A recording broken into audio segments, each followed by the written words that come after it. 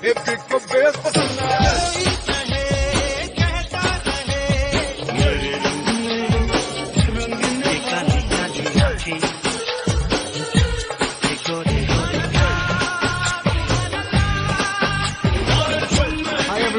listening to the Khandaan Podcast by the You Podcast team, a bi-weekly podcast revisiting the movies of Amir Khan, Salman Khan and Shahrukh Khan. Every show, we pick a random year from 3 decades of collectively 300 films the Khans have done and let our listeners vote which movie we should talk about. So it's entirely up to you. Pick a team, make a vote, take us down nostalgia lane, punish us, or make us reassess a movie we dismissed. We love the Khans, most of us, sometimes.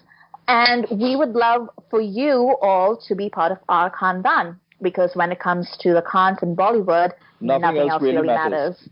Hi guys, let's get going with the new episode. What are we doing? Which movie are we talking about? Sorry. Don 2. Yeah, episode 13 of actually, let me prepare this a bit more. If the movie doesn't star Salman, then Asim doesn't even know what movie it is. I immediately lose all interest. Yeah, like I'm actually surprised that everyone voted for Don 2. Can I just say that? Because I thought people would vote for like Bodyguard. Yeah. Right? But I'm so glad that I was not made to watch Bodyguard, and I'm so glad that I sat down and watched Don 2 instead.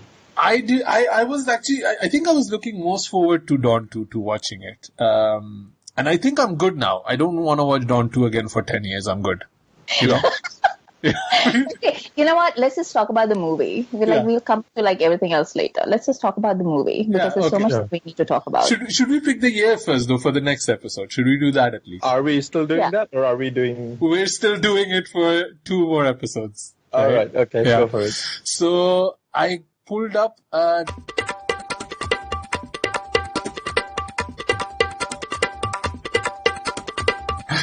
1996. Have you done 1996? Ooh, it's Raja Hindustani.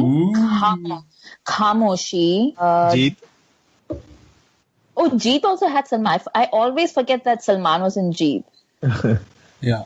Small role, though, right? Yeah. No? I have not seen it in ages. I don't remember it. He was there like the entire should we consider army in it? Oof, no, man. No, I don't think so. Oh my God, no! Don't make me do that. There is no other. Shahrukh movie. English Babu Desi Meme. Allah, yeah. Oh dear. Chahat. Chahat, yeah. Let's do Chahat. How is Chahat better? Better songs. Only reason. Oh my God, there's so many B movies in this year. Should we talk about Veere di Wedding? Yeah, let's get going, guys. Let's talk. So what we want to talk about this episode is we're going to be doing a little review of Veere di Wedding. We're going to be talking Bhavesh Joshi, and the main review is obviously Don 2. And we've also picked the year for the next episode. Again, just to kind of reiterate, we're going to be changing the format slightly from episode 15. So we'll be going towards more of a listener's choice format. So send us which movie you want us to review, because we understand that we've missed out a few big names or listeners' favorites. So we received quite a few names already. I think I have around 15, 16 names that we already received. And we're going to then pick we've not really decided how we're going to pick the movies from the listener's choice, but we're going to be doing 4 or 5 reviews of those. And we're also going to be reviewing Race 3 when it comes out. So that's going to be what Khandaan will be doing for the next few episodes. But episode 14, where we picked out the year 1996, which has Shahrukh Khan's Chahat, English Babu Desi Meme. Amir had Raja Hindustani, and Salman had Khamoshi, Jeet, and Majdar. I didn't forget any, right? No. Good. So yeah, that's it. Let's start with the Veere di Wedding, because I guess we have a lot to talk about. I mean, I didn't get a chance to see it. Sujoy, did you get a chance to watch it? It was playing, but I chose to. I didn't have much time, so I chose to watch Bhavesh Joshi instead. Yeah. So Amrita, you were the only one that got the chance to watch it, right? Yeah. So what did you think? So it's true, like, it's not cinema with a capital C, if that's what you thought it was. And actually, if you thought that from seeing the trailer, like, you're an idiot. So I have zero sympathy for you. It's also not like, like a lot of male reviewers in particular pointed out that it wasn't like super feminist, which again, like what they mean is like it doesn't follow the usual Hindi tropes of like, Dukhyari Nari, Abla Bechari, Duniya Se Hari. And then, like, like she comes out and there's always like 9 out of 10 times there's like some rape involved somewhere. Like, if she's hot, then she got raped. If she's too old, then her daughter got raped. If she's, like somewhat Bhabiji looking, then her servant got raped. Like somebody got raped basically. And then she gets mad and she comes back and she kicks ass. And this is not a movie about any of those things. It's not like, I am a goddess, I'm going to like kick your ass. There's none of that stuff. It's just basically about 4 crazy women who are just doing like their own shit. And it just tracks them as they're doing like normal things, basically. So it's not too deep or anything. And if you are the audience for it, then you really enjoyed it. If you're not the audience for it, then you probably hate it. It's basically a chick flick, the same way there are like dick flicks, like there's like 1 million of them out. Like if you've seen anything made by like Tushar Kapoor in the last 10 years, then you know what I'm talking about. Or, Vivek Oberoi or like any of those people basically. So it's just, it's funny. It's got pretty clothes. They go to pretty places. They have a bunch of fun. They break up. They make up. That's it. So I thought it was fine. And the most feminist thing about it is that basically it allows women to just be. Like they don't have to do anything, I find it very interesting, a lot of the conversation that's been going on around the movie and this idea about, I don't know like what it is, but I find it weird about men complaining about a movie not being feminist or being feminist. I don't know. I just like, I think Rajiv Masand or somebody else was making a point about it, how it's not a feminist movie or it is a feminist movie. And I don't know, just shut up, man. Like, I mean, honestly, I don't think you should like, I don't know, maybe I'm wrong in this, but like you said, I think let the movie be, just by being, it is a feminist movie. And I don't know, like there's this idea about, there's a lot of like, in conservative areas, there's a lot of like these back connotations about feminism, that it's about bringing down men or stuff like that. I don't understand those arguments. But it's funny where, I don't know, I would assume Rajiv Masand is a feminist, right? That he is then also judging about these things. I just find it I don't know, it just kind of sits wrong with me in a way. But what I've heard about it is that it doesn't put, even the male characters in the movie are not shown in a negative light, as you would expect in a so-called dick flick. Yeah. When people, like, for example, Sonu Ki Titu Ki Sweetie, which is kind of the male equivalent of this movie, as someone would compare, or Kya Kool Hai Hum from Balaji Telefilms, and you would show the women in those movies in a completely different light, but here men are treated as humans, and that's what I've heard. I've not seen this movie, and so when somebody or a male movie critic would say this movie isn't really feminist enough for them, is kind of mansplaining, if you can call it that. Yeah. And what I also heard a lot about these guys making this argument is like, oh, if you show them smoking or sleeping around, or this whole masturbation thing, like somebody took their nani to see a masturbation scene and she got shocked. She had a heart attack immediately in the cinema and they had to bring in a helicopter to bring her out. I don't know what happened. Apparently it happened to a lot of nanis at the same time. But I don't again, these are arguments that I just do not understand. Like, what is this pure divine form of Aarti type feminism? There has to be, there's only one good, honorable way of being a feminist. I don't understand this. Unless they did not watch any of the trailers and this movie was certified A in India, what the hell were they expecting to find in this movie?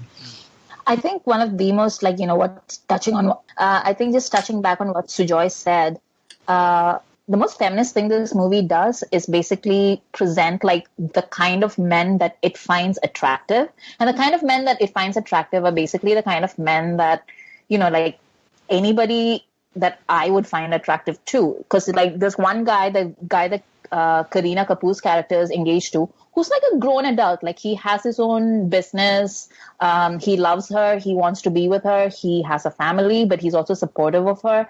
And he's got her back. And when he does something dickish, he apologizes like an adult. And he's basically her partner, which is really nice. And he's like a proper grown up, And then you have like the other guy with whom like Sonam is hooking up.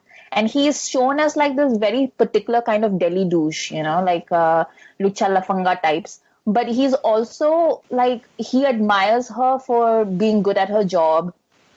He finds her like really hot and he's trying to get her in bed with him. But then once he gets her in bed with him, the movie makes it a point to say that, like he was good in bed in that like, she had a good time with him, like it wasn't just that they had sex. The point was that they had sex and he was a good partner to have sex with. And like at the end of the film, when she's like, okay, fine, like I'll give him a chance. That's what she basically thinks about it. Like he's actually like much nicer than all the other men that she's been going out with.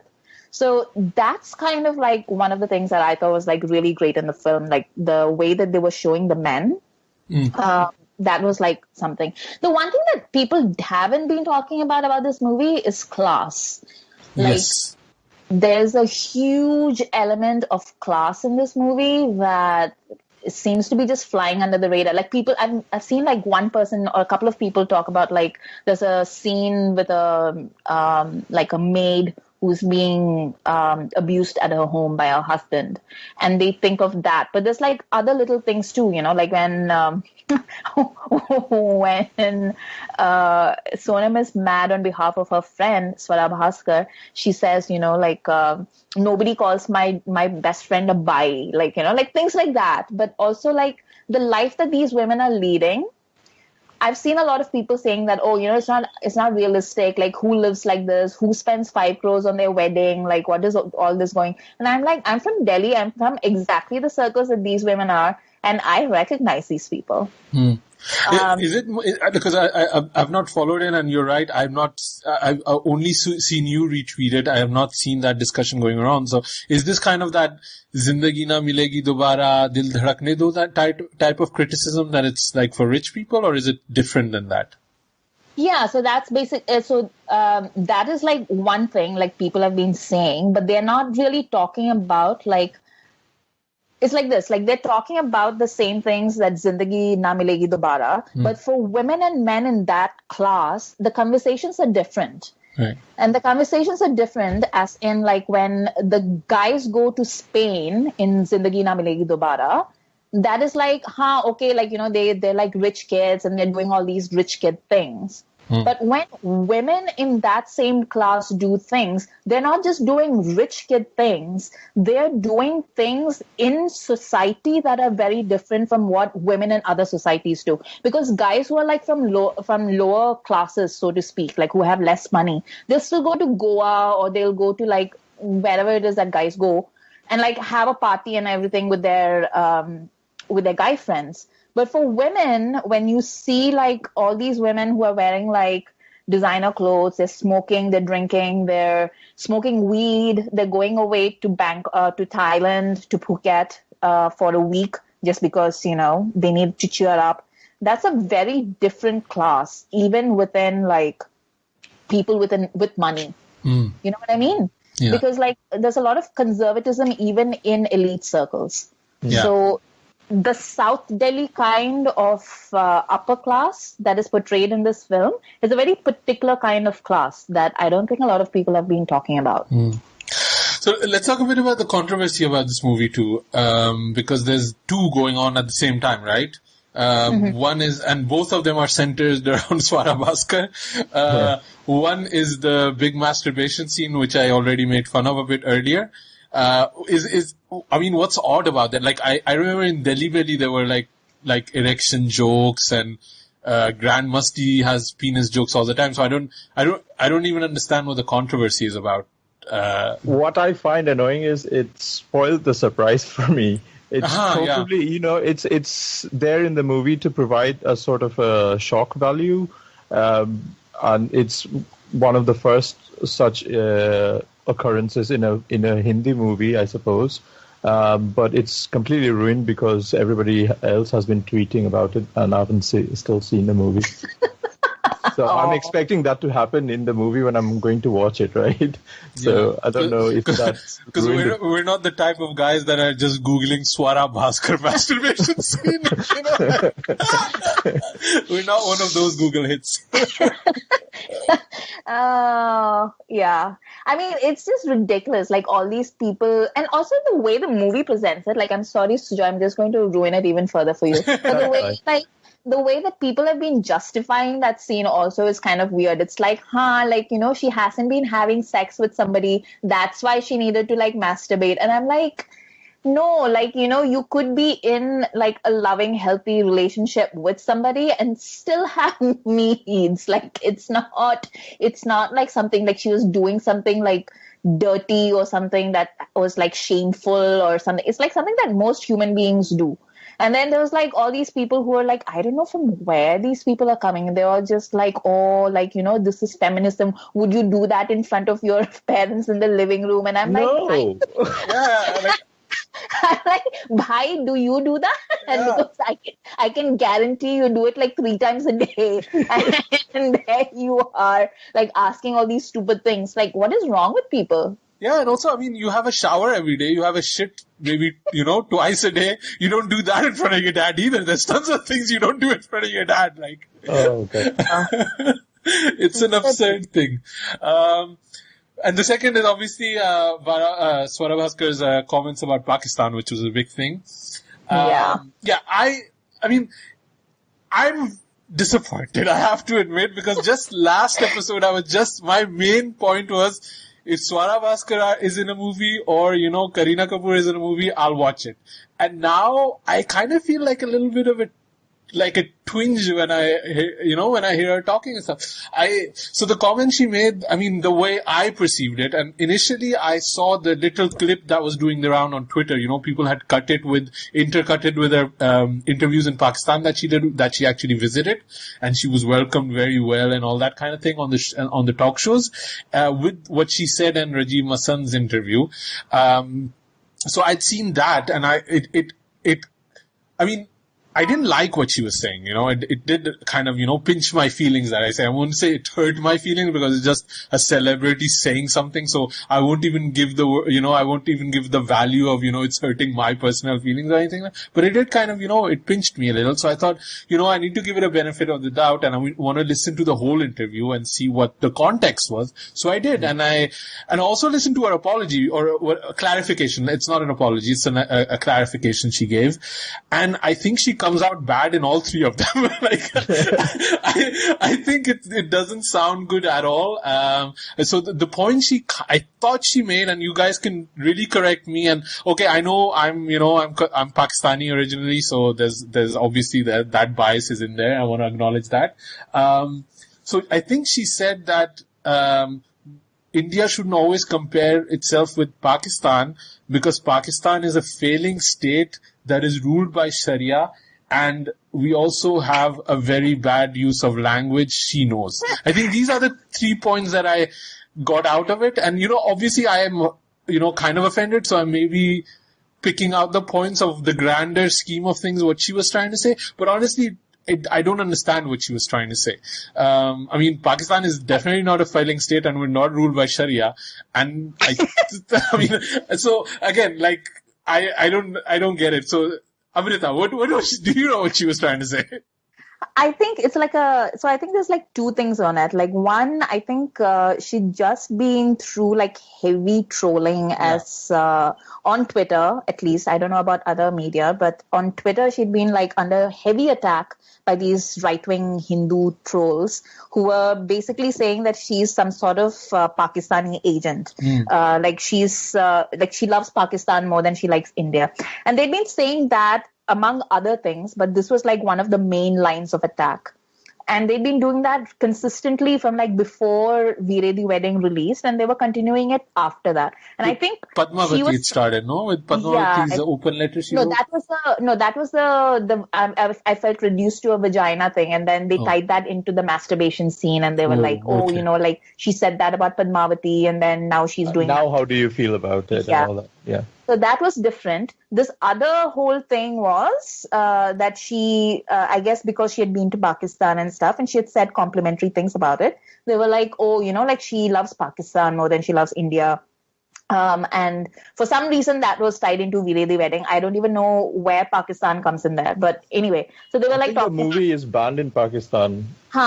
So that was what it was. And then they were like, this is what happens to people, who badmouth their own country and like love another country. And then nothing happened for her in Pakistan, even though she did all that. So I think she'd gone through that for like about 10 days straight when she gave that interview. And then she was just trying to be like defending herself and trying to say that, no, like I'm still Indian, like at least stop talking about that. So, and what came out of her mouth was this thing, which I heard it, and immediately I was like, oh girl, like, you are in such shit. But I think... It's like when you say, ye wo keh gayi jo inhe nahi kehna chahiye tha. Yeah. I think what she was trying to say is that Pakistan is a failed state thing. I've heard a lot of people say that, and it just sort of trips out of their mouth because it's something that, like... aam baat hai, it's like something that you hear among like, uncles, aunties saying, like, it's just there in your head all the time when like people are trying to say something about yahan pe aisa hota hai.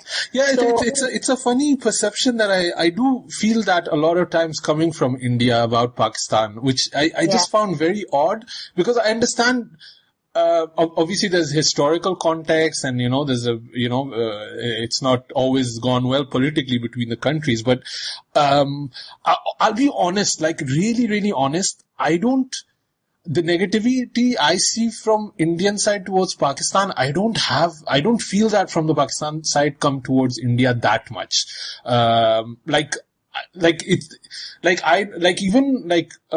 my Muslim friends in India have a very kind of like weird view of Pakistan, which I honestly I've never been in conversation with Pakistani where they have the same kind of views about India. There seems to be more of a welcoming kind of. But you're right. There is a narrative about Pakistan that I just went like a couple of months ago, and I've not been in ages, and I can like guarantee you it's not a failed state. It's doing really, really well for itself.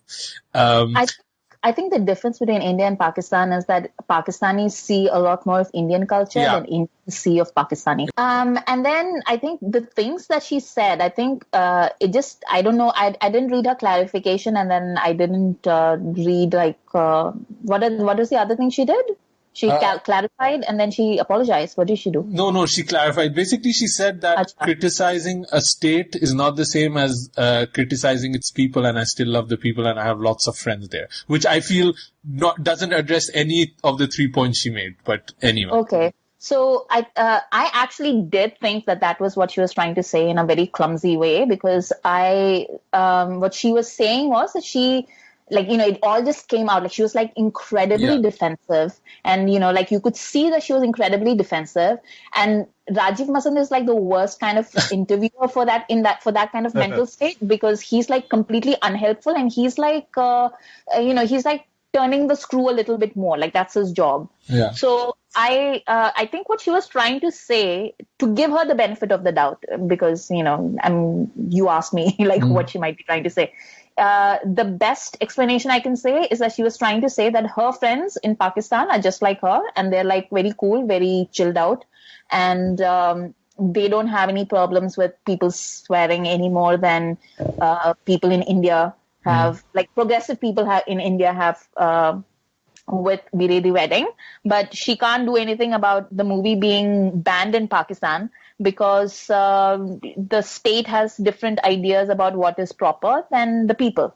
So I think that's what she was trying to say. And to be fair, like the reason I think that way is because I saw a lot of Pakistanis, like before she gave this interviews, because I follow a few Pakistanis and they're obviously on the more liberal side of it. And they were saying the same thing. Like, that's what I got out of it, because they were saying that, like the censorship and like the film censor board in Pakistan was basically a joke for banning this movie, because they saw it as something that was like the same thing as like the liberals in India were saying about all the controversy around Veere di Wedding. They were like, ladkiyon ne film bana di aur usme 2-4 gaaliyan de di, so then you're like, nahi, ye nahi ho sakta. But then there's like all this other shit that is happening to women, and like people are like, हाँ okay चलता है, ऐसा तो होता रहता है. So they were like actually on the side of Swara, and they were like supporting Swara like when that ban whole thing happened. And then Swara, I think, just took that, and then what came out of her mouth was Pakistan sucks. And I was like, maybe you should have like sat down and like made like a proper statement. Yeah. It did feel like a word vomit more than anything. Like blah blah blah. That interview, by the way, like if you've seen it, like that is the reason why I cannot stand Rajiv Masand, because that whole thing was like, but like which one of you hates each other? Like he tried his best to find out like who hated whom, and they were just like, no, we're chill, we're fine. But and when Swara did that bit, like the channel goes, yep, mil gaya hame. Footage mil gaya. Hit hai bhai, hit hai. Interview hamara hit hai. What I did also find funny is Bebo in the interviews. Because half of the time she's just like hiding her face, like, please don't get involved me in any of this. Like, please don't. And she's like one of those, I don't know, like this is maybe a stretch, but she might be one of those girls that don't necessarily get along with other girls, because I felt she was very defensive with the Anupama Chopra interview, where she was very like touching Rajiv and, oh, we love you, Rajiv, and this and that. So it was just kind of a very weird kind of dynamic Bebo was having there. Except for the freaky whiskey peene wali friends. She's very like old school Bollywood. Yeah. Like everything that comes out of like Baby, like Sonam is all like, no, it's like a new Bollywood, like we're trying so hard, like we're changing the culture, and Bebo's like, ha, culture change karoge, like I can't even believe this movie is ahead. So Bebo's Bebo, like Bebo's Bebo, yeah, that's what it comes down to every time with Bebo. Bebo's Bebo. But I was also kind of happy for I think her name is Sakshi. Shikha Talsani. Shikha Talsani, sorry. I thought it was cool for her, that like she's broken through, and hopefully she can, also get more budget, more projects going. It's always cool to kind of have an actress that's been working in the background for a while, and I saw a lot of people praising her too. So I think I'm still looking forward to watching it on Netflix or some streaming platform when it arrives. And I still like Swara, even though she said something really shitty about my country. But yeah, we'll get over it. We're bade dil wale hain, hum bade dil wale hain. Oh. But Sujoy, how did you like Bhavesh Joshi? Oh, can I just say I'm feeling bad for poor Harshvardhan. But I mean, I feel bad, but then he has this talent of putting his foot in his mouth in publicly so much. But yeah, nobody's talking about his poor movie, man. It feels that's the sad thing, because I think obviously for obvious reasons, and because like Sonam Kapoor is such a PR magnet, she has she's sucked out all the attention from Bhavesh Joshi into Veere di Wedding, and also all the controversy that's been surrounding Veere di Wedding has kind of hogged all the attention. So there's nothing really going for Bhavesh Joshi, except for that it's a really interesting movie, and throughout 2018, there's not been a Hindi movie that's like sort of captured my imagination. It has I still think about this movie after having seen almost a week ago. And it's very rare to say that about a Bollywood movie, especially in 2018.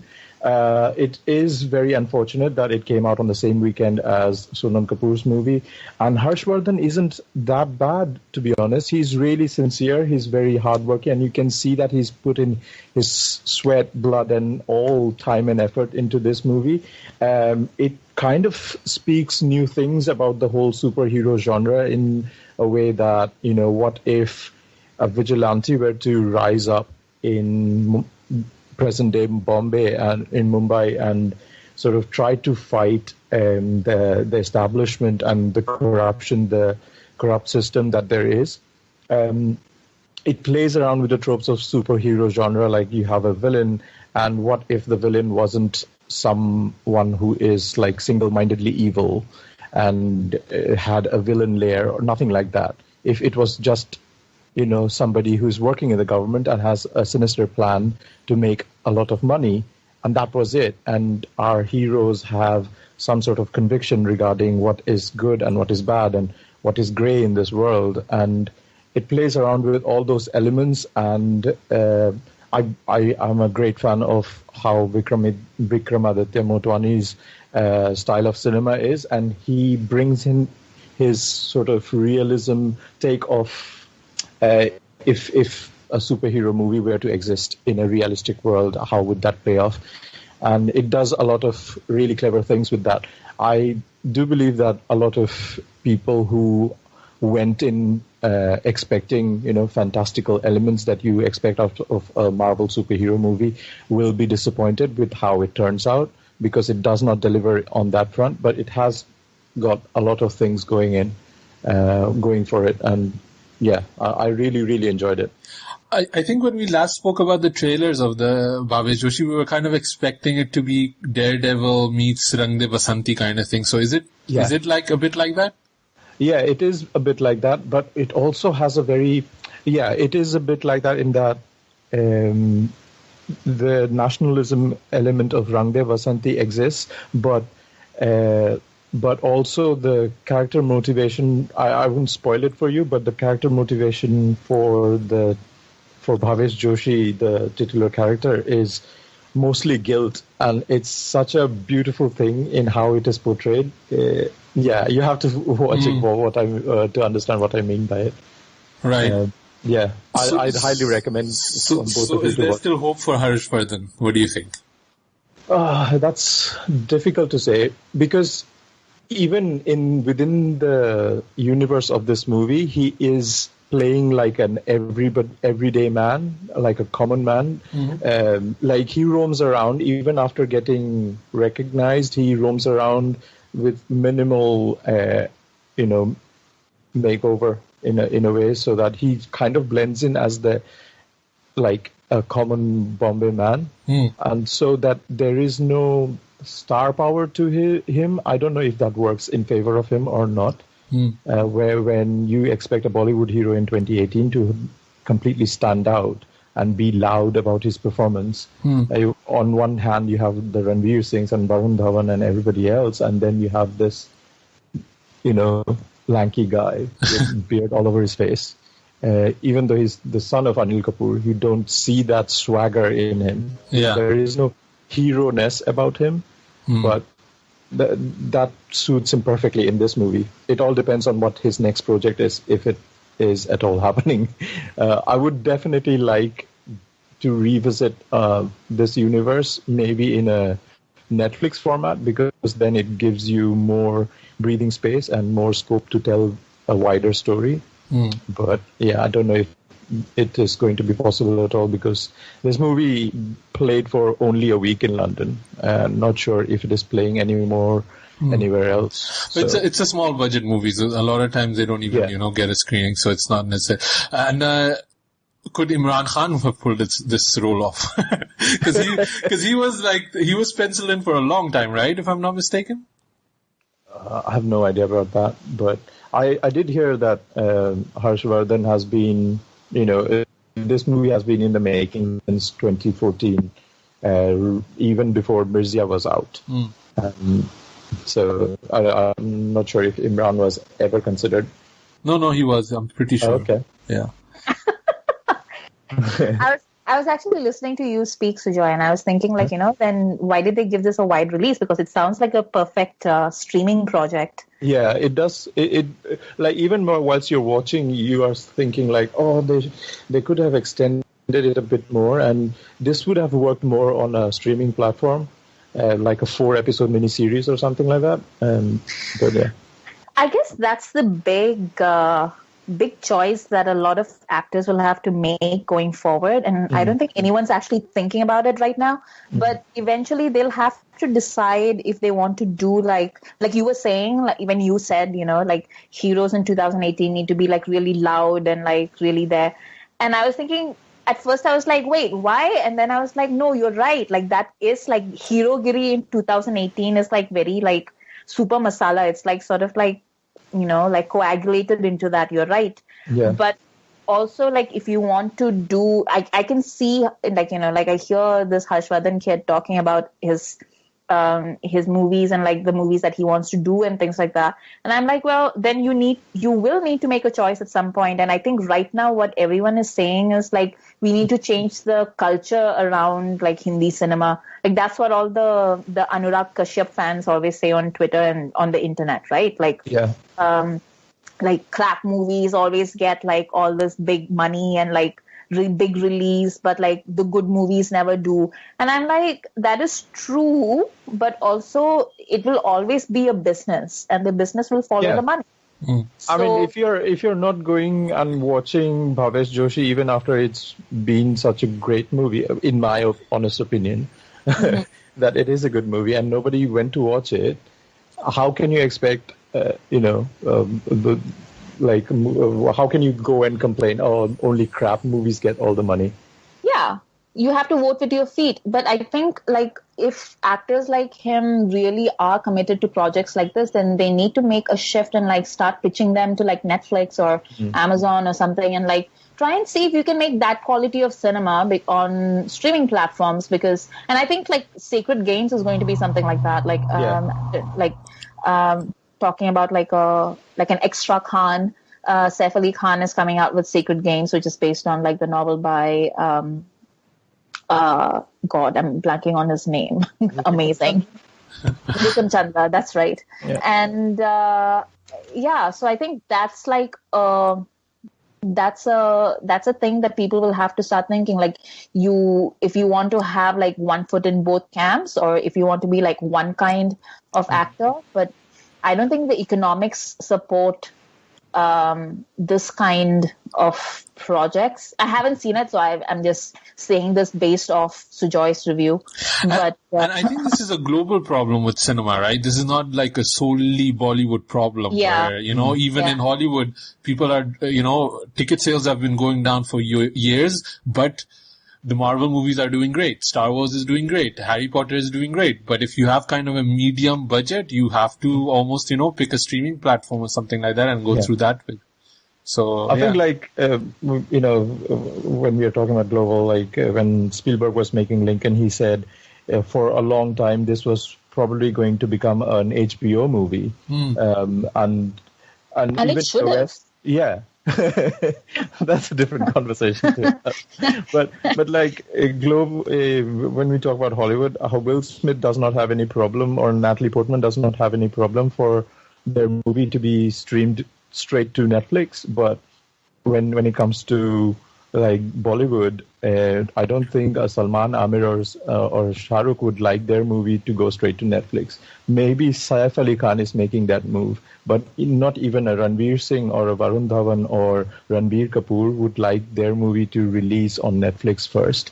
That's kind of like a step down in a status. Yeah. Or maybe the paycheck isn't big enough, right? I think. Yeah, maybe that's not. Maybe that will be the deciding factor when there is a movie that is like Netflix is green flagging a movie that is like a budget of 100 crores or whatever.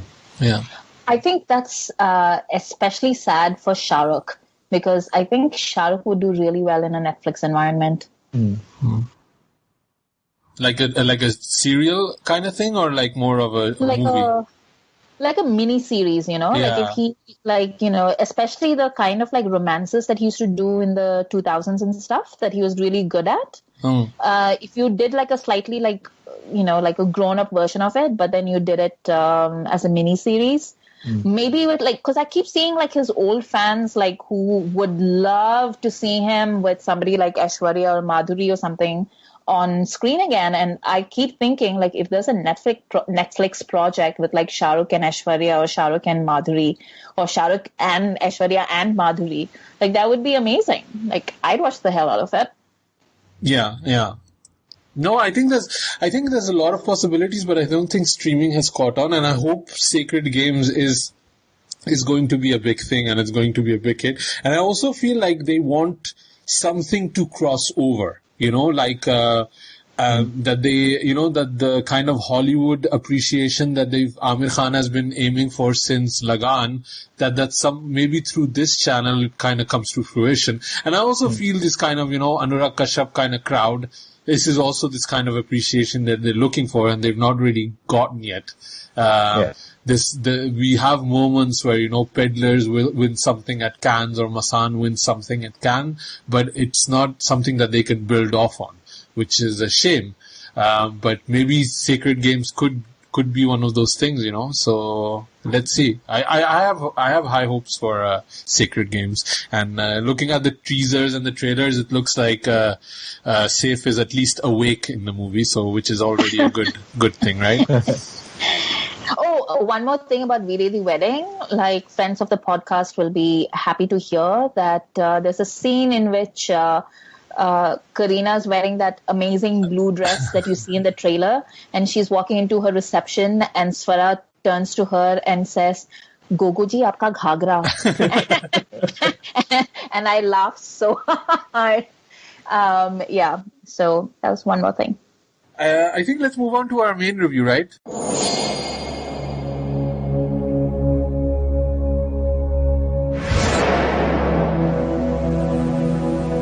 मेरे दुश्मन समझ रहे थे मैं अब कभी लौट के ना आऊंगा।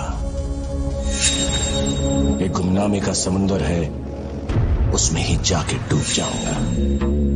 अभी बाकी मेरी कहानी है, सारी दुनिया को जो सुनानी है। मुझे पहचानो, देखो मैं हूं कौन, आ रहा हूं पलट के, मैं हूं don. Yeah, I was thinking let's take it back to like 2011 because it's a weird one because it's not that long ago, but maybe it's just my memory. I forget everything about everything. I forget what I ate last week, or what I ate like for lunch, but it just seemed like it seems so close, but a lot of things have kind of changed in a way, and some things have remained exactly the same. So I was watching a few like interviews, and it was interesting to go back. Actually, if people want to go back, I did an interview with Farhan Akhtar about Dawn 2 when it was releasing.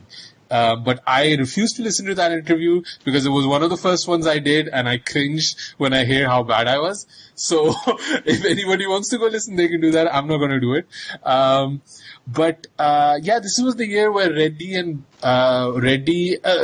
this was the year where Bollywood was obsessed with the 100 crore club. And they were just churning out these South Indian remakes. We'd had all the Salman Khan Wanted, Gajni, and all these kind of things. And I think they were really. I think the biggest hits at that in that year were Reddy, Bodyguard, and I think Reddy was also a remake. And then Singham. So very kind of 80s machos kind of thing. And then Shahrukh was actually doing something different. He was doing Ravan, which maybe it wasn't like the biggest success in terms of returns, but it was such a ballsy move to make. It was he really put in everything in that movie, VFX wise and budget wise. And then he did Dawn 2, which was also not pretty much the opposite of what Salman was doing, with the Reddies and all that. It was a very kind of Hollywood James Bond Mission Impossible kind of movie. As you're saying that, like, it's interesting to me because as I was watching, that Zara Dil Ko Tham Lo, like the title song. Yeah. It's funny because as I was watching it, and it's been a long time since I saw this movie. Like, I don't think I've seen this movie since it came out. So as I was watching that song, I was like, oh my God, like, this is basically like half of Prakash Raj's career in Southern movies is basically doing variations of the song. like stylistically, this movie actually, it's the other way around. Like this movie actually had a profound impact on masala movies being made in Telugu and Tamil cinema. I don't know about Kannada cinema because I don't watch it, but Telugu and Tamil cinema, the movies that were then being remade into Hindi, like a lot of the stuff that you see in Don 2 is basically had like a huge impact on those, like stylistically had a huge impact on those movies. So you mean like the concentric circle bulbs dimming and flashing and Lara Dutta in a golden dress and all that? And with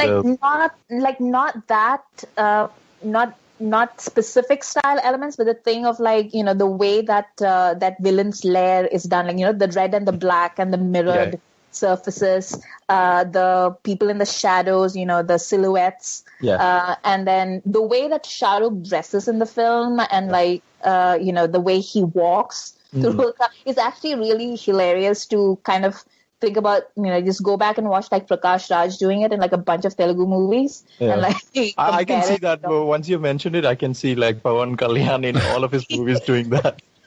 It's really like I'd forgotten just how stylistically important this movie was until I saw it. And that's what we were talking about as well, Asim, right? Because I was quite surprised at a movie from 2011, a Bollywood movie production, to have such high quality production value. Yeah, and this is the second XL movie we're reviewing on Khandaan, and I think XL it's one of the best, honestly, in terms of production values, the way they kind of, set up a movie, how they shoot scenes, how the logic and the production of it is as good as, I would say, a Hollywood production. I mean, there's definitely budget constraints. You can see that, but I mean, this was still kind of 2011. It's been a while, right? So, they've, until then they've upped their game, I imagine, but, it's so sleek. I mean, everybody looks like $1 million.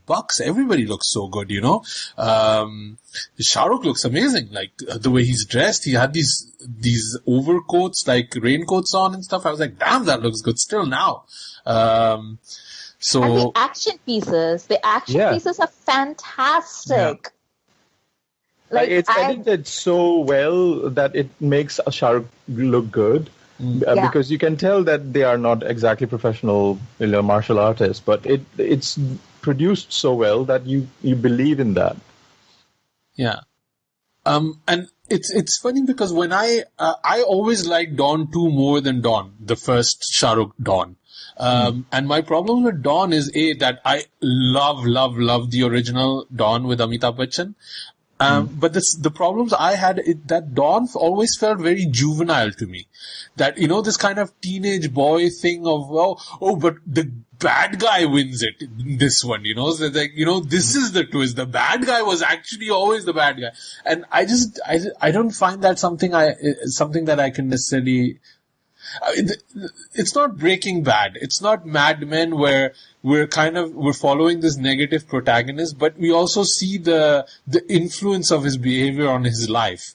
Here he's just reveling in it. And I think Shahrukh and Farhan understand that, and they don't necessarily mind, that's what they want to do. Shahrukh was saying in an interview that he plays him as an utter bad guy. He plays him like a personification of a snake.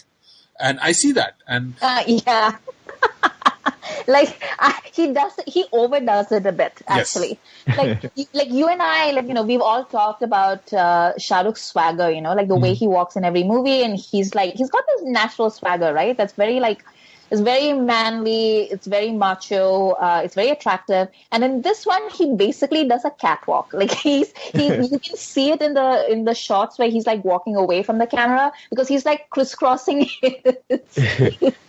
his legs, literally like a cat, and like sort of going away. And it's kind of awkward because he's got this natural grace and rhythm to him, and then he does this, and you're just like, why are you doing that? So Shahrukh did address exactly his walk in an interview. He said, I kept it as a feminine walk, that he was walking like a model. like a female model, which... That is true. Yeah. No, but what I loved about it is that he was in this environment with Excel and making this movie that he put so much analysis in it. I don't think that he did this with Dilwale or with Chennai Express. You know what I mean? But Dawn, working with Farhan, and they actually thought about all of these things. How will I walk? How will I be as a character? Which animal am I? Which is basic, acting, acting 101 in a way, right? It's the basics of how you create a character. But it's cool that they created a character. It's already more than you almost expect from Hindi movies, and they did that basically. And I think Excel is probably a large part of that. Yeah, that's basically the difference between Rohit Shetty and Farhan Akhtar in one shot. That's where it is. Yeah. I think my problem with Dawn 2 is really a matter of plot. Because the beginning of the movie is fantastic, It's like Shahrukh with that long hair, and he's like, he's mean and he's sort of rough and he's sort of tough. And Shahrukh in prison, where he's got that, he's wearing that wife beater and he's like beating up people and like being really mean and nasty. That is like jam. I really enjoyed all of that. And it was like good action and it was fast paced and it was great. The problem was, he got on his side too far. If they had prolonged the prison sequence and they'd set the first half of the movie with him convincing Vardhan for something and having to do prison politics and prison shit, that would have been a super interesting movie. It's funny when he comes into the jail, Vardhan says, "Welcome to hell, Dawn." And I was like, this is a pretty cool, nice prison. Actually, this is not that bad. Yeah. But then hell also lasts for 5 minutes. It's literally one guy comes and then he beats him up and says there's trash clogging up the drain pipes and walks off. And then the second half, the whole, first of all, the problem with the Berlin sequence is that, first of all, they're trying to do a heist movie, right? So it's got that whole vibe of putting a crew together and doing all this stuff. But first of all, your crew is Kunal Kapoor, which right there is the problem. Secondly, what you're stealing is currency, plates, which is not a sexy thing to steal. There's zero romance or anything. It's literally they're trying their best to sex it up a little bit and they're just showing it to the light and the colors are glinting. But at the end of the day, it's a steel plate. Who cares? And third, all the people that are involved in I know we are supposed to be oh no, they have hostages and blah, blah, blah. But it's a mess. That whole heist sequence is a mess. There's him and then he gets laid out, then he's out and then he needs to go back in. And the only good thing about that is the whole Priyanka and Shahrukh sequence that you see. But even that is sort of shortchanged because you're well, what happened to Priyanka after that? Kya hua? Yeah. Because you don't it ends very abruptly for Priyanka in that movie. So I'm just I think there's a writing problem with how that movie was fashioned. I think one of the problems is also that Shahrukh towers over everybody. There's nobody his equal here. He doesn't have a bad guy he's playing against. His crew is quite lame.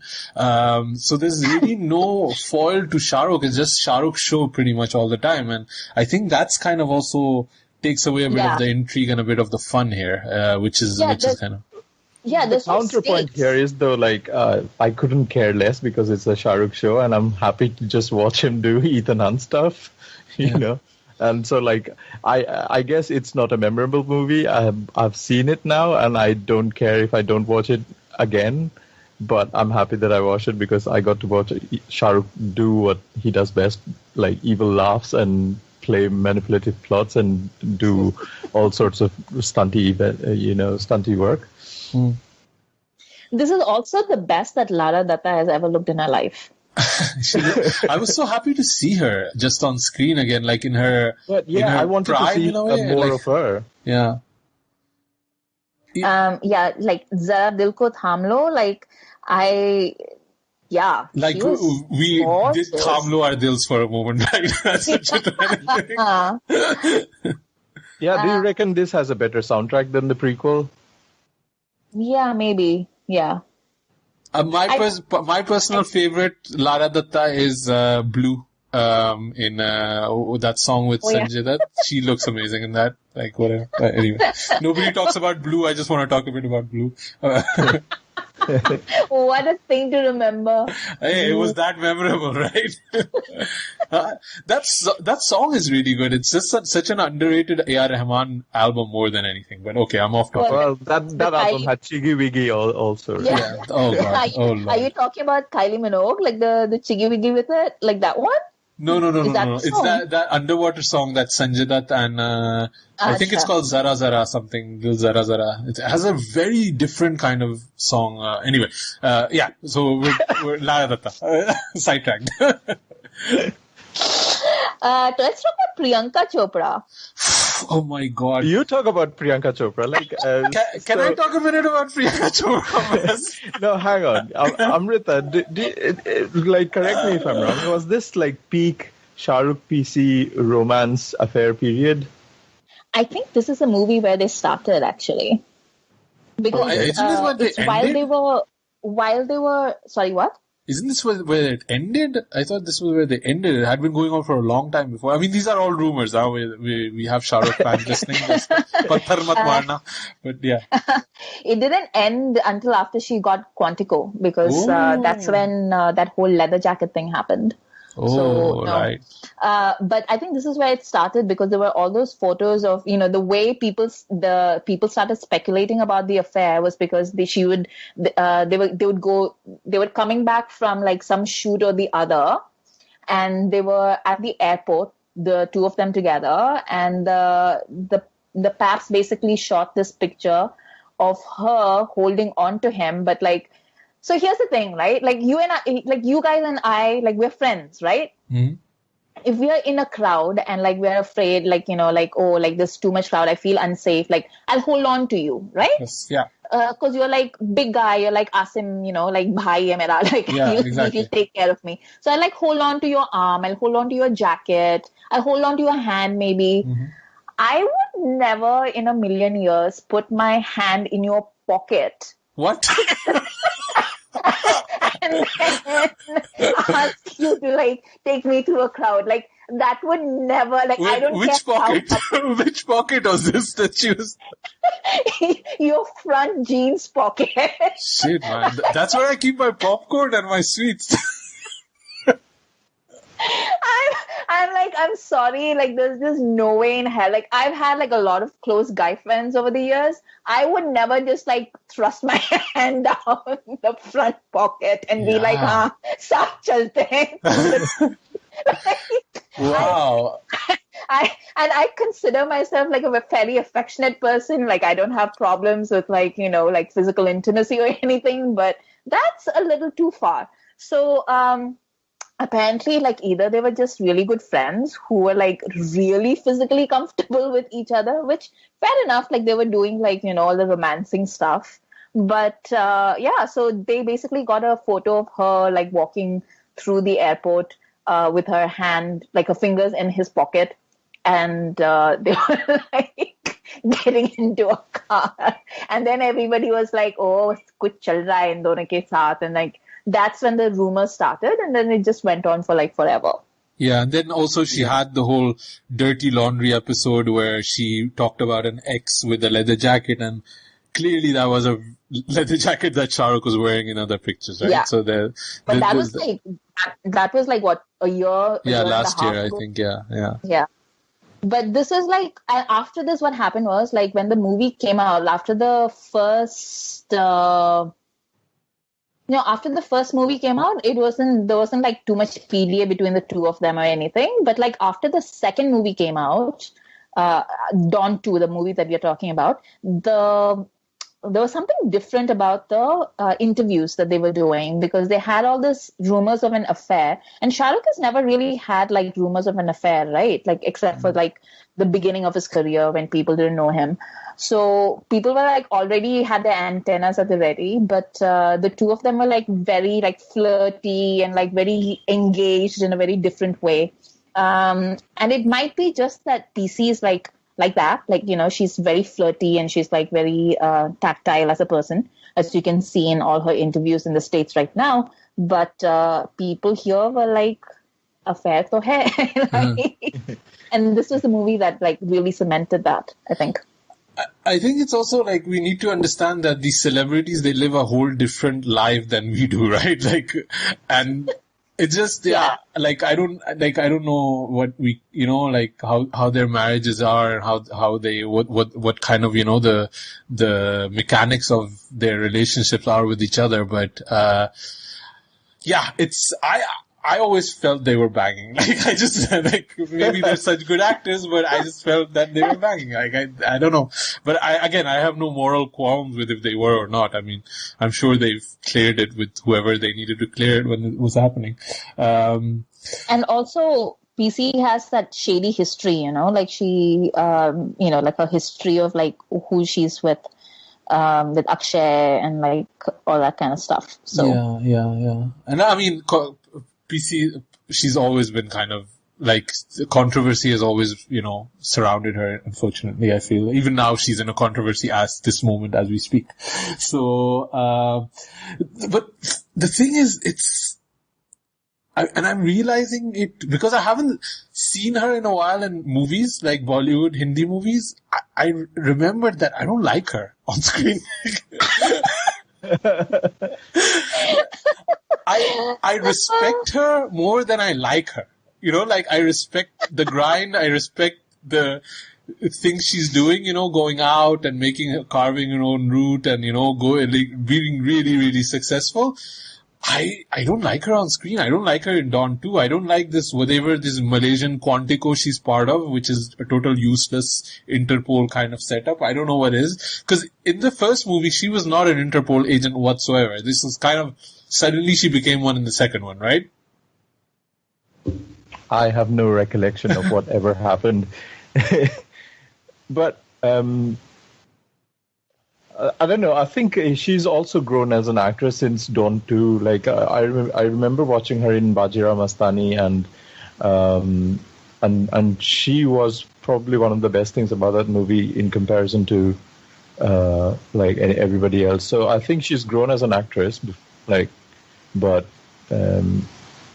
maybe not in Dawn 2. I didn't really like her in Dawn 2. Yeah, I think it's.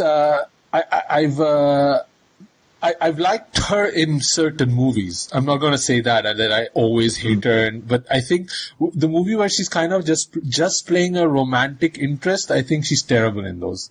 You know, and this was the year that Saath Khoon Maaf also came out. So, she was doing, you know, bigger leading projects. But, you know, when she's doing this, she's doing Zanjeer, she's doing, you know, Teri Meri Kahani, Agnipat. I feel she's terrible in those. But yeah, she is good in like stuff like Barfi. She was great in Barfi, right? Yeah. Do you like her on screen, Amrita? Sometimes I do. Like, it's like in, I don't know, like it's in Barfi I liked her. Yeah. I liked her in the first Dawn. I liked her in, I think, Saath Khoon Maaf. Like, I actually enjoyed her. But I liked her in the Desi Girl song. Yeah, she was like a lot of fun to Dostana. Yeah. So I like her in like specific things, but I would never describe myself as a Priyanka fan. I don't think. Yeah. And she's done, she's had a long career, so if we're having trouble finding 5-6 movies that we like, I don't think that's great, right? She was great in Dil Dhadakne Do too, but again, an ensemble piece. But anyway, I did not like her at all in this movie, and it's funny that you're talking about Dawn 1, because I rewatched 40 minutes of Dawn 1, because it's been a long time, I haven't revisited it, and it was... Because I was so anti-Dawn 2 at Dawn 1 at that time, I couldn't really, pull myself out of those thoughts. So rewatching it now for 40-50 minutes, I just thought Bebo was much more alive in the first 20 minutes she's in than Priyanka or Lara Dutta or Isha Kopikar, who's also in it, are in the entirety of the rest of the movie. I think Bebo really brings something, and she's made to do some ridiculous things, and she's treated really badly in the movie. The way Dawn kills her is terrible. And Dawn in Dawn 1 is really a really bad guy, where in Dawn 2 he gets a lot more whitewashed in a way. Because he's fighting and he's doing this, drug kind of dealing, but he doesn't really, kill any innocent people as much as I remember in Dawn 2, right? Yeah. Where he's doing that constantly in Dawn 1. I think... I think that's also that whole sequence between Dawn and Roma in the second movie, it was just very underwritten, that whole thing, I think maybe if they'd had a more seasoned actress than Priyanka was at the time, then she might have been able to pull it off. But I don't think Priyanka had the tools at that time to portray the depth of feel and the tangled kind of feelings that Roma has for Dawn at that point. Her internal conflict about what she actually feels about Dawn isn't really apparent. Really, are you really struggling to shoot this guy? And also, just to go back to what Asim said, it's really unfair to compare Kareena with, almost anybody, because, Bebo is a star. That's one thing I didn't mention in, the piece about Veere di Wedding, because it doesn't matter who's on screen or who's doing what or, whatever. Bebo is a star, and you can tell that Bebo is a star, with anything that's happening. She just leaps off the screen. It doesn't matter what she's doing. So, Priyanka doesn't have a chance against Bebo. Yeah.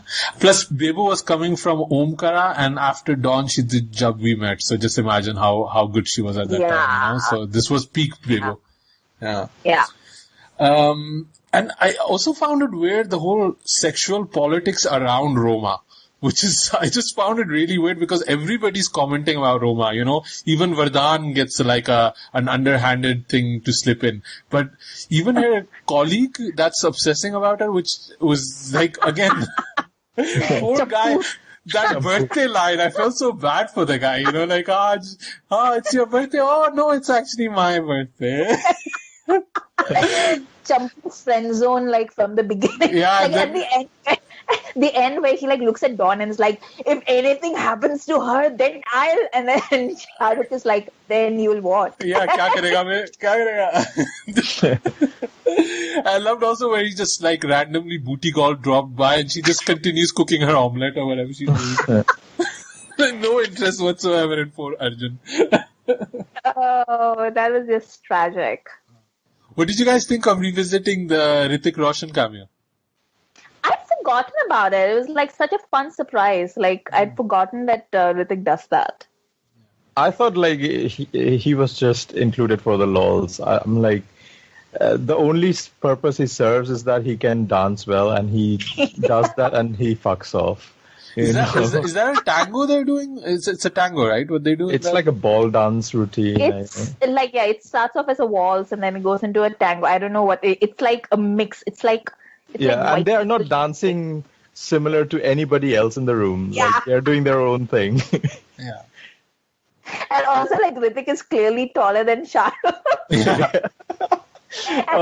Amrita has to bring the height thing in every episode. In my defense, He's 7 Amirs. At least 7.5. In my defense, I watched this movie on Amazon Prime, and the guy, they have like this trivia thing that drops down, and in the trivia thing was continuity error. Hrithik is at least 3 inches taller than Shahrukh. But Shahrukh is still wearing Hrithik's clothes. It's like, wow, bitchy as hell. Amazon with the snaps. I have a question, right, so I've just been thinking when I was watching all the action scenes, like Amir has done action movies like, Gajini and Sarfarosh even a bit. And then, Salman is not new to action movies. He's done plenty of them. But like having watched Shah Rukh do the action scenes in this movie, do you think any of them would fit the bill? Like, if I think Salman doing any of those action scenes, it just comes in my head as him being top heavy. Yeah. No, I think so what I understand is like it's a very street fighting style that like Shah Rukh is using in this. But also very fast. Yeah, and I think that really they clearly tailored that's one of the reasons why I love the action in this movie, because they clearly tailored it to his physique. Yeah. Like they didn't just give him action hai to aisa karenge, yahan pe thokenge, wahan pe chhed karenge. Like it's not like that kind of action. It's like literally it's also like when he's fighting guys who are clearly bigger than him, it shows what his sort of physicality can have advantages against this big guy, because he's more agile and he can hit them in the leg and the chest at first, so those areas get vulnerable and then they bend and then he takes over their head and stuff like that. It just I just found the action to be really, really interesting. And he doesn't present him in Salman, when Salman does action movies, his whole deal is I am Salman. None of you are going to be stronger than me.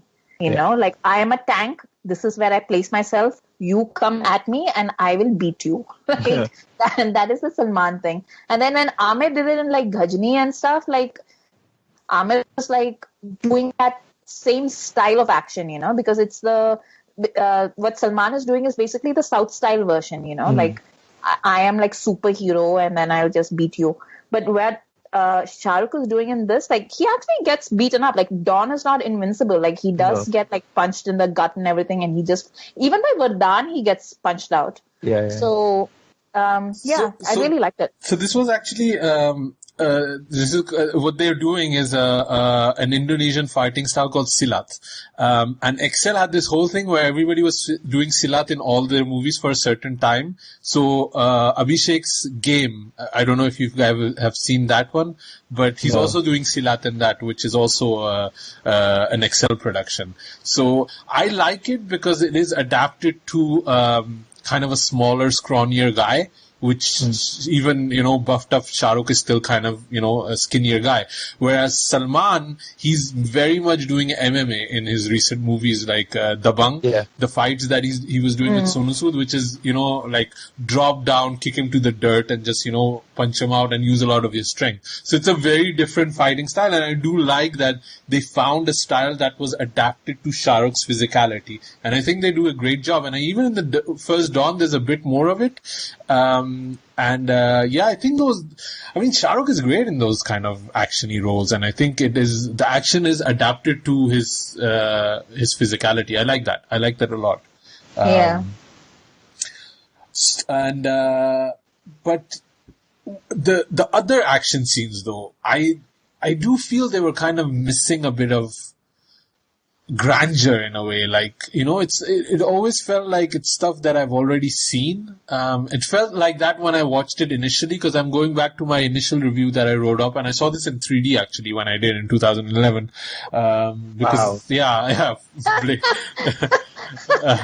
It was a terrible post conversion.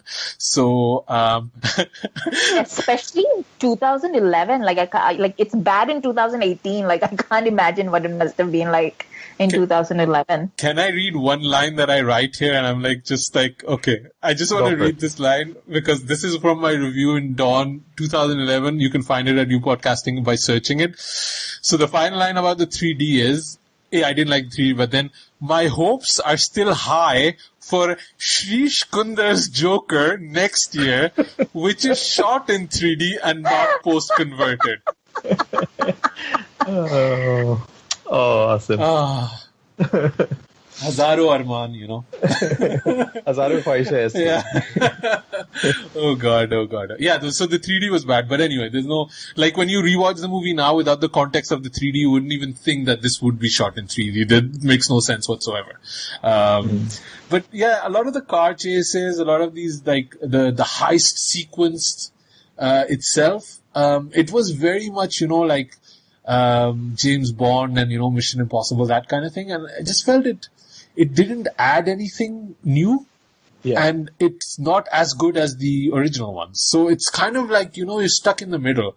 And itne paise mein itna hi milega, yeah. Of feeling, And I also felt the way, same thing about, so the dialogues itself, which were written by Farhan Akhtar, they were like just missing something. They were very... You know what it is? Mm-hmm. You know what it is? Yeah. And it is the same problem in each and every Farhan Akhtar movie. He writes it in English and then he converts it into Hindi. Oh my God. This was a note I had made and I was going to ask you that it really feels that way, doesn't it? It is. Yeah, we talked about it in the Talash podcast as well. I wasn't there. Okay. Yeah, it really feels like that. And it's weird to me because I think Farhan is very competent in Hindi and Urdu, I imagine, right? He writes poetry and all that kind of stuff. So, but here it just felt very like the lines just didn't sync up the way a Hindi speaker would say them. And I don't know, maybe it needed a bit more of that dabang punch or something like that. I don't know. I don't want Dawn to become dabang, but I wanted to, hit me in the gut. And none of those punches or dialogues or even his one-liners, his quips did that for me. Like, I never really felt, wow, that's something cool that, and anything that was really cool was from the original Dawn from the 70s. Yeah. I was actually, I watched parts of the movie with the subtitles on because I was watching it with like a lot of other people around and I had like, basically I needed to have the subtitles on for like a portion of the film, and the English translations of the dialogues were so much better, and I could actually see the punchlines that were coming because there's a part where like Jabba says I want to kill you, and he says but it suits me to be alive, which is a killer line in like it suits me better to be alive, which is a great line in English. But like when you say it in Hindi, zinda rehna mujhe aur suit karta hai. Like I was like, what kind of champu says that? Like that's not something that Dawn says. I don't know why Farhan wouldn't just like write out the story and then like get like Hindi dialogue writers in to like write the dialogues. Like surely that can be done. Yeah. Get Milab Zaveri or whatever his name is. No, don't do that. Yeah, but I just like felt it just didn't sound as cool as he looked. Like Shahrukh looked really cool, but he didn't sound that cool, which is kind of a weird dichotomy. Like, but this was really the period where Shahrukh was trying to cross over because he had Ravan. And then he had this, and it had a super wide release. This was actually released 2 days before in the UK that it was released in India, which does almost never happen. So they were really pushing it, and even in his interviews, they were like, "Oh, we don't want to feel that when a foreigner watches our movies, that we feel ashamed that we didn't, that it doesn't look good, it doesn't sound good." He's already like very, very big in Germany and stuff, and like because K3G did like really big business in home entertainment in like Germany, and he's big in Berlin, and this movie was shot in Berlin. And I remember when this movie was released, like the premiere was for the Berlin Film Festival, and the tickets for the premiere were like couple of thousand grand on eBay and stuff. Yeah, but go ahead. I think the Germans would basically watch Shahrukh like, in the bathroom. Like they would do anything for Shahrukh. They love Shahrukh. Yeah. But I think what I meant is with crossing over, they love him for these Bollywood movies, right? These are Bollywood fans. But I think he wanted Hollywood fans to love Dawn, love Ravan, you know, and that's what they were going for. I think that's something, that sentiment has gone away now. Shahrukh doesn't need that kind of validations, I feel, or he's over it now. But I think at Dawn, Ravan, he was really trying to cross over. And I don't think it worked out at all. So it's a shame. But it's also not that good. Like, if you've watched Mission Impossible, your mind is not going to be blown away by Dawn 2, right? It's more about our desi validation that we can say, oh, look, our movies are as good as those.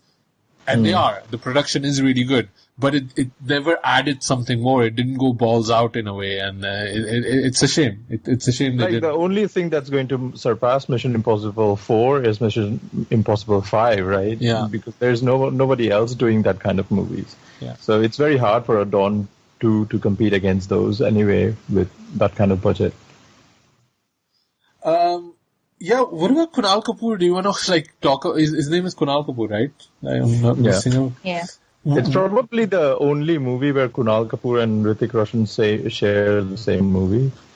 Because there was this Karan Johar episode when he was asked, how do you react if somebody confused you for Kunal Kapoor? And he was like, oh, that's okay. Sorry, what? Who? What? Give me some more context. What? So on Coffee with Karan, Hrithik Roshan was asked how would he feel if somebody confused him for Kunal Kapoor, and he was like, pretty cool. He's a good-looking dude. That's the context. That's it. Oh God, Hrithik is so lame. Even as a quip, that doesn't work. Yeah, what is Kunal Kapoor? In general, I don't understand. Why is Kunal Kapoor? Why is Kunal Kapoor? Where is Kunal Kapoor? I don't think I like him.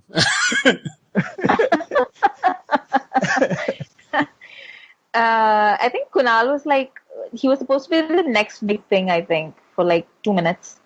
People were he's you know what it is? You know how people talk about Vicky Kaushal today? Yeah.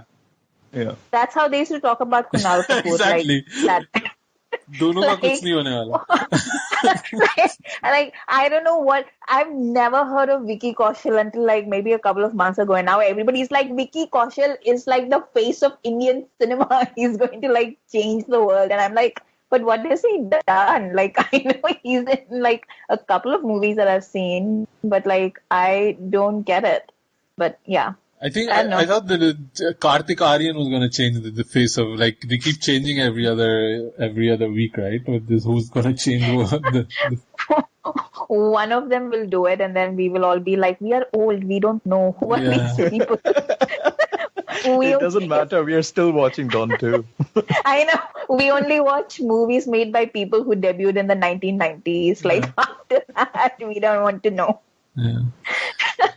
Oh, we are so sad. Yeah, I'm actually going through his filmography of Kunal Kapoor. Guys, I've actually interviewed him. That's why I'm keeping shut. But so you're the person who's been been promoting Vicky Kaushal, is it? Yeah, that's my whole life goal. This and being an MRA, No, he's a nice guy. And I think, it was funny because I interviewed him for Raghav 2.0. Is that the movie? Yeah. Raghuram 2.0. Unfortunately, I had my computer crashed and I couldn't get to. I lost the file. But he's a nice guy to talk about, and he was really coasting from the success of Masan at that time, which was a big thing. And I just kind of I do usually. I just ask Twitter, "What do you feel? What do you want to ask me?" And the most things that I got is he's so hot. And again, I didn't know he's hot, but good for him, he's hot. So I actually told him he's very hot. He was very happy to hear that. And I think with Kunal Kapoor is the same thing. Most of the people I've heard of Kunal is that he's very hot for certain people. which I don't, I don't know. Like, I have no problems in saying that a guy is hot. I'm pretty confident in my sexuality, but I don't see it with Kunal Kapoor necessarily. So, yeah, I don't know what is, who is, what is, where is Kunal Kapoor in this movie? What is he doing? But I just feel it's a shame because Don's crew is so weak, you know? When you have a Fast and Furious, you have an Ocean's 11, all these kind of movies with a heist, every character is important or adds something new to it, you know? And he's just... That's pretty clueless. Like, what is everybody else's role in this whole plan? Yeah, just like picking up parcels and dropping off parcels, basically, right?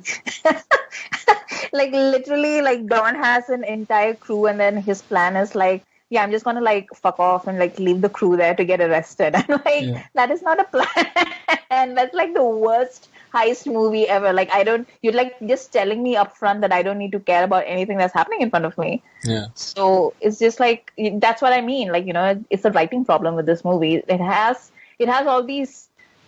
all the parts, but it's like Farhan didn't know how to put it all together. Yeah.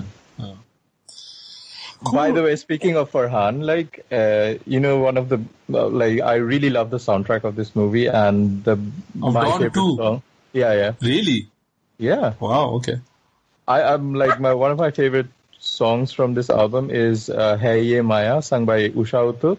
Oh, yeah. And it sounds like a very old school retro Bond theme, kind of, with all the horns and stuff.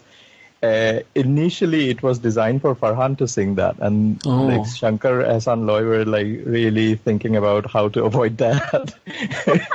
And so they thought, Usha Uttup would really sound good in this song, and thank fuck they went with her.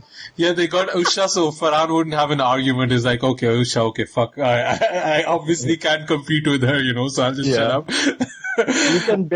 You can listen to a snippet of Farhan's version in the making video, and then it sounds like just way, like 10 times better when Usha sings it. It's just amazing. I'll really, really love that song. It did make me sad that this is the last movie Farhan has directed. Yeah, because he's too busy being the face. Yeah, it's crazy because I think this is the same year Zindagi Na Milegi Dobara came out, and his career as an actor really took off with that because Lag By Chance didn't do it that much. And now he got busy with Bhag Milkha Bhag and all that. Yeah, now he's an actor. He's not even like, I think on IMDb they've put in Dawn 3 for 2020, I think, and apparently he's gonna maybe play a role in it, maybe the bad guy or something like that. Which could be good because Don needs a foil, you know, he hasn't had somebody that he's fighting against, so that could be good to have somebody, even if it's, you know, Farhan himself. But should we just let go of the idea of Farhan as this very talented, groundbreaking all-rounder director-writer, you know, that's how we as film fans want to see him, but he just wants to be an actor and a producer, it seems. I don't know, should we just let go of the idea that he's ever going to come back and give us another, you know, Dil Chahta Hai? I don't think he can do Dil Chahta Hai again. Like, I don't think he's the same person that made Dil Chahta Hai, because that's a very specific movie. But, you know, like, I think he can make a Dil Chahta Hai every 10 years, you know, he made Dil Chahta Hai at that time, then he made Rock On 10 years later, which was about a bit later. Then 10 years later, he can talk about, you know, what's going on in his life when he's almost 50. So he could keep making that movie if you want. But even Lakshya was really good. I really liked Lakshya when it came out. So it just seems like it's an uncompleted thing, him as a director. And because he's okay, like as an actor, but it's not, I'm not running out to go watch Lucknow Central, you know, like Lucknow Central area, you know, get the ticket and advance booking or something. So I don't think anything like that happens with any of the actors these days, though, because everything is so accessible. I've got my race ticket, man. Oh God. Are you guys looking forward to Dawn 3, by the way? That's my kind of final roundup question. Is this like a franchise? You're like, wow. I'm surprised that they waited so long for Dawn 3, but, are you guys looking forward to it? Yeah. I mean, I'm really happy to see Shahrukh in that negative zone because that's what he does best. But I'm also quite worried about how Farhan is as a filmmaker now. Yeah. Is he at all committed to that job, or does he still have like stardom in his eyes? I think I'm excited to see what kind of style statement they'll make with this with Dawn 3. And how Pawan Kalyan would copy it for the next 15 years. Yeah, basically. But yeah, like even like in the like the Dawn remake, like the things that they were doing were like very fashion forward. Like remember, like for like Shahrukh loved that stupid like that cravat thing. Yeah. And, like, and he loved it so much, he was wearing it off screen. Like, I think he went to the Emmys or something, or the Golden Globes or something, wearing it. And I was just like, what are you doing? Like, just wear a fucking tie. Yeah, just button up, man. Just button up, please. So, yeah, like, I'm interested to see what the 2020 version of Dawn would look like. Yeah, if it happens. I mean, there's no guarantees, right? Like, yeah. I hope Dawn ends up in space or something like that, you know. You can just take it up a notch, you know, interstellar kind of thing, you know. Also, I'm in the same spaceship as Preeti Zintakova. Also, I'm a messy bitch, so I just want to see if they'll cast Priyanka Chopra. I know, right? I don't think you can make a Dawn without Priyanka, to be honest, right? Yeah, like how are you going to get rid of Roma, man? Like he ends the movie saying like Roma's become a difficult habit to break for him. So what are you going to do? Yeah. Maybe she just got settled down with Arjun and they're having omelets together or something like that. Yeah. Good. I think we're done. So yeah, I think next episode, we're still talking about, where did my thing go? 1996. You will be voting for Chahat, English Babu Desi Mein, which I hear there are people that are fans of that movie. Raja. I remember that fucking song, Bharatpur Lut Gaya from English Babu Desi Mein. Oh god, maybe we should watch something super terrible, you know. Raja Hindustani, Khamoshi, Jeet, and Majdar or Ye Majdar. I don't know if they ever decided what the movie is going to be called. It's terrible, so I don't want to watch that movie. Thank you for everybody that also left us a review. We've picked out a few winners, so we'll be sending out some goodie bags and some books for them. But I also have a few more extra Hitchkey goodie bags. So if anybody wants them, just shoot us over a review or send us over some listener choices and we add them to it. And I'll send you a Hitchkey goodie bag, which is actually quite cool. Anyway, so I think that's it. Sujoy, where can people find you online? I'm on Twitter at @9E3K. Amrita? I'm on Twitter at AmritaIQ. Great. And you've been listening to Khandaan Podcast. Subscribe to us, share with your friends. Let us know you're listening to this awesome podcast that you should listen to. So, subscribe, leave us a review. My name is Asim Bernie, and thanks everybody for listening. Khandaan Podcast on the acting. Girl, you're much